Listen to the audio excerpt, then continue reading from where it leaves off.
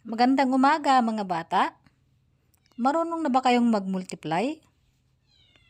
Ngayong araw ituturo ko kung paano ang mag-multiply. Handa na ba kayong makinig? Okay. Ito, tignan nyo ito. Basahin natin. 2 times 2. Anong ibig sabihin ng 2 times 2? Ang ibig sabihin ng 2 times ay 2 beses. 2 beses na 2. 2 times 2. So, 2 beses na tig-2. Yan. 2 beses na tig-2. Bilangin natin yan. Ilan? 4. Okay.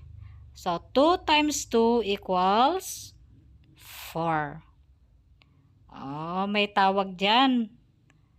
Ang 2 ay tinatawag nating, yung unang 2 ay multiplicand. Yan.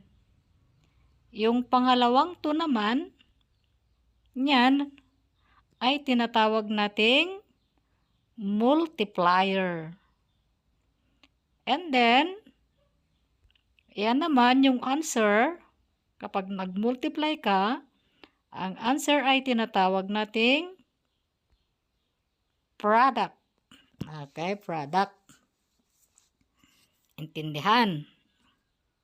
Okay, next. Punta tayo naman sa next na example. Basahin natin. 4 times 5. Ano ang ibig sabihin ng 4 times 5?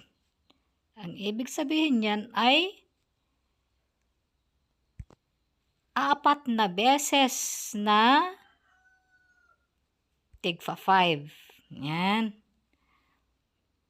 4 na beses na tig-5. O yan. Tig-5 yan na 4. Bilangin natin lahat yan. So, ilan lahat? 20. So, 4 times 5 equals 20.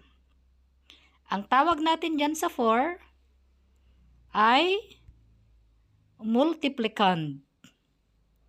Ang tawag naman natin dyan sa 5 ay multiplier. Ang tawag naman natin dyan sa 20 ay product. Okay. Yan. Ang dali, di ba? Naintindihan niya? Very good.